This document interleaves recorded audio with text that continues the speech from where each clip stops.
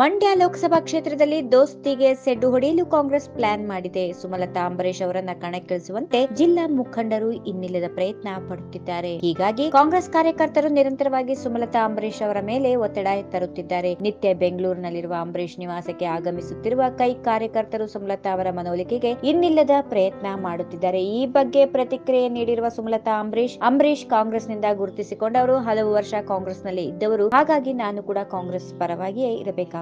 ಅಷ್ಟೇ ಅಲ್ಲದೆ ಬಂಡಾಯ ಅಭ್ಯರ್ಥಿಯಾಗಿ ನಿಲ್ಲುವಲ್ಲ ನಾನು ಬೆಳೆದಿಲ್ಲ. ಅಂಬರೀಶ್ ಅವರ ಮೇಲಿನ ಅಭಿಮಾನದಿಂದ ಸ್ಪರ್ಧಿಸುವಂತೆ ಕೈ ಕಾರ್ಯಕರ್ತರು ಒತ್ತಾಯ ಮಾಡುತ್ತಿದ್ದಾರೆ. ಹಳೆ ಮೈಸೂರು ಭಾಗದಲ್ಲಿ ಪ್ರಾಬಲ್ಯ ಹೊಂದಿರುವ ಜೆಡಿಎಸ್ ಕಾಂಗ್ರೆಸ್ನಿಂದ ಸಮಾನಾಂತರ ಕಾಯ್ದುಕೊಂಡು ಸ್ಪರ್ಧಿಸಲು ಸುಮಲತಾ ಬಯಸಿದ್ದಾರೆ. ಹಾಗಂತ ಅವರು ಬಿಜೆಪಿಯಿಂದಲೂ ಟಿಕೆಟ್ ಬಯಸಿಲ್ಲ, ಬದಲಾಗಿ ಸ್ವತಂತ್ರ ಅಭ್ಯರ್ಥಿಯಾಗಿ ಕಣಕ್ಕಿಳಿಯುವ ನಿಲುವು ತೆಗೆದುಕೊಂಡಿದ್ದಾರೆ. ಮಂಡ್ಯ ಕ್ಷೇತ್ರದ ಪ್ರತಿ ತಾಲೂಕು ಬ್ಲಾಕ್ ಮಟ್ಟದ ಕಾಂಗ್ರೆಸ್ ಕಾರ್ಯಕರ್ತರು ಆಶಿಸುತ್ತಿದ್ದಾರೆ. ಆದರೆ ರಾಜಕೀಯದಲ್ಲಿ ಮುಂದುವರಿಯಬೇಕೇ ಅಥವಾ ಬೇಡವೇ ಎಂಬ ಬಗ್ಗೆ ಇನ್ನು ನಾನು ಸ್ಪಷ್ಟ ನಿರ್ಧಾರ ಮಾಡಿಲ್ಲ. ಅಷ್ಟೇ ಅಲ್ಲದೆ ಚಿತ್ರರಂಗದಿಂದ ನನ್ನ ಯಾವುದೇ ನಿರ್ಧಾರಕ್ಕೆ ಸಂಪೂರ್ಣ ಬೆಂಬಲ ಸಿಗಲಿದೆ ಅಂತ ಅವರು ವಿಶ್ವಾಸ ವ್ಯಕ್ತಪಡಿಸಿದರು.